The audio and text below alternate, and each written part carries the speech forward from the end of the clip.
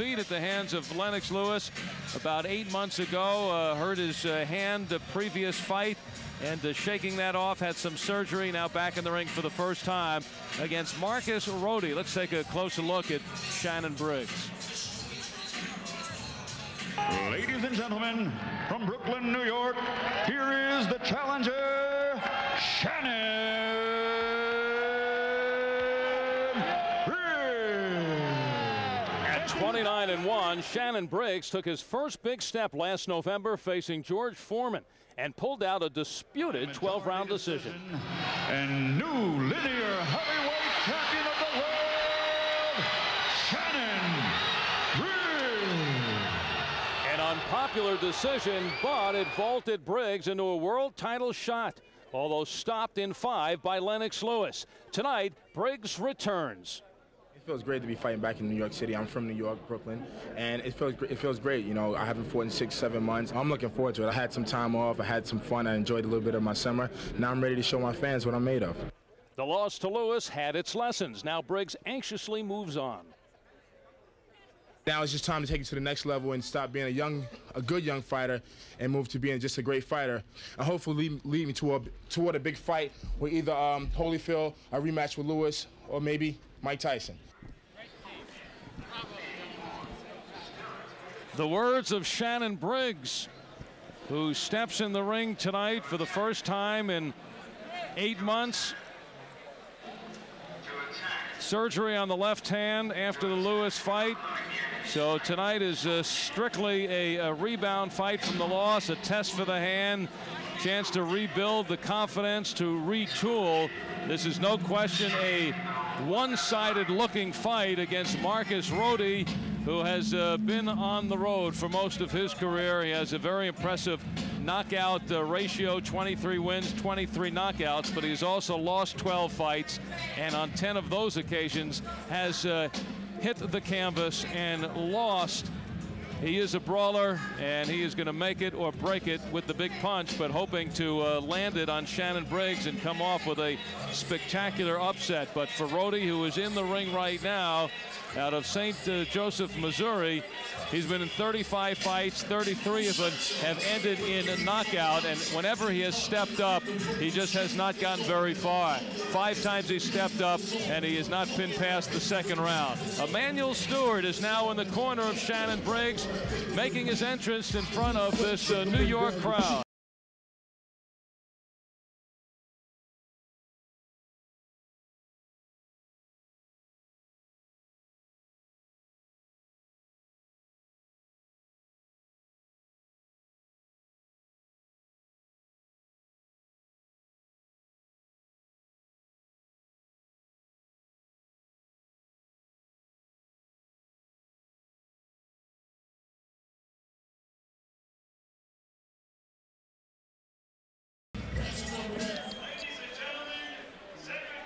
Promotions in association with Power Punch, Foxwoods Resort Casino, and Budweiser, proud to be your bud, presents 10 rounds heavyweights.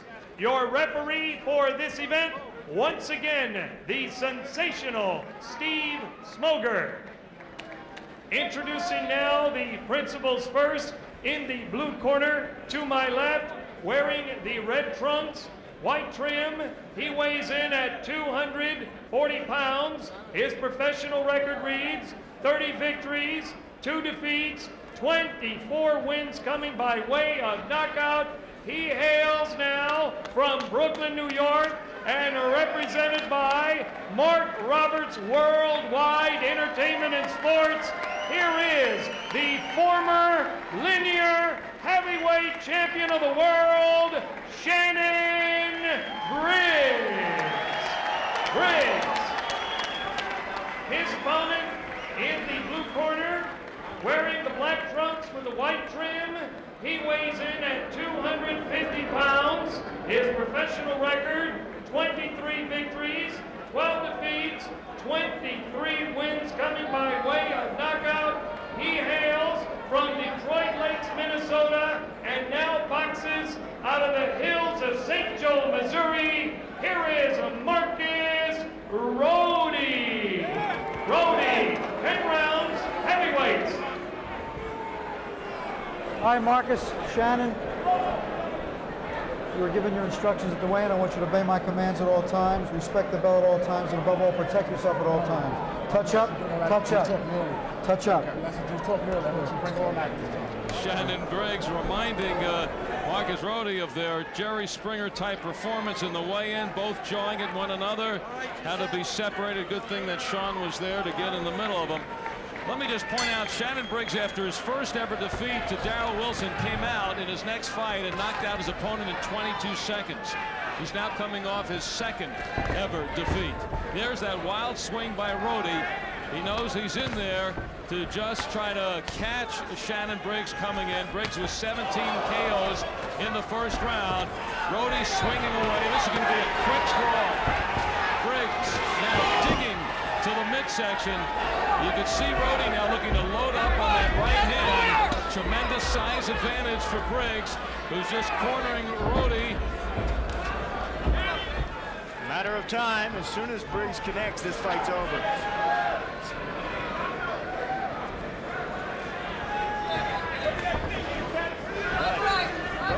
Difficult to hit. A lot of movement here in this first round. Shannon Briggs, who took it to world champion Lennox Lewis in the first round, had Lewis against the ropes before Lewis came back to down Briggs and stop him in the fifth. Big left hook, stunning blow. It appeared as Briggs may have lost some steam in that fight against Lewis. Happened against Darrell Wilson. Briggs, who suffers from asthma and sometimes has that difficulty, tough sport to be involved with. And that is knockdown number 1. 6. But Shannon, when you really think of the Warrior effort, considering that he fought the Lewis fight with a broken hand, actually may have fought Foreman with that hand. He said it happened in the fight before that against Jorge Valdez back in June. There's that tough body shot. It's a question here, the over-under, if Marcus Rhode can make it out of the first round. If he did, it is a moral victory and something that none of us really expected. But Rhode trying to keep a short crouch stance. There again is the shot. Just on the liver. The liver sits on the right side of your body. 7. And Shannon Briggs landed right on that liver. You all right? You all right? You all right? And it hurts. Three all right. Yeah, I'm all right. Just get his glove out of my belly. 3 knockdown. Out of nowhere, Rhode. I guess this is going to be a birthday present for Shannon. He just had a birthday on the 4th of January. December. No knockdown. So Steve Smoker continuing this fight. You cannot be saved by the bell in any round. Shannon Briggs turned 27 Friday. Good. And this certainly, Thank you. I was going to say helping out Marcus Rhode, but maybe that is not the case. I think he would like to be helped out. Just about ready to take the seat on the canvas. But did we hear no. Steve Smoker waves it off seconds before the end of round number 1. And for Shannon Briggs, well, it maybe was a test for his broken left hand, because he certainly was landing it enough, but didn't really get in many rounds. They're trying to make a February fight against Lou Savarese on HBO. Shannon Briggs really needed to get more action in to be ready for that one. And in that sense, Michael Grant, this may not have been a good fight for Shannon Briggs, who possibly needed some more rounds before a possible matchup with Savarese coming up in February, just a couple of months. I think you're right there, Al, but also coming off the injury that he had on his left hand, that it was a good comfort zone for him to let him know he can get back in there and bang with it. I assume that he's going to put more rounds in the gym and build up his confidence as far as in the gym. Or it may be already there, but, you know, we'll soon see in February. And, you know, congratulations, Shannon. All right, when you take a look at Shannon Briggs and over the horizon, there's the inevitable matchup of Shannon Briggs and Michael Grant. What are the things you're watching in Shannon Briggs tonight? Well, you know, the whole thing is about composure and keeping your ability going. Basically, I know some fighters can make you look bad, and this wasn't really a good matchup for you can look at Shannon and see what, you know, his rights and his wrongs.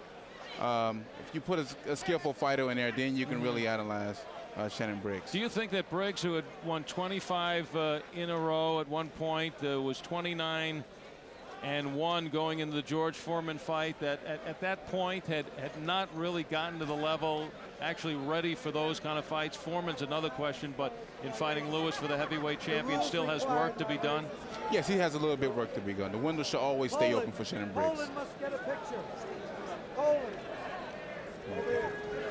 Roland. All right, we're ready now for the official time. Here's Mark Biro. Ladies and gentlemen, the time, 2 minutes, 55 seconds of the first round.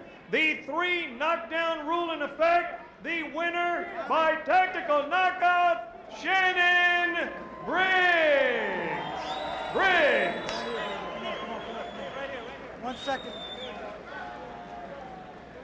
Well, if you had the under, you won.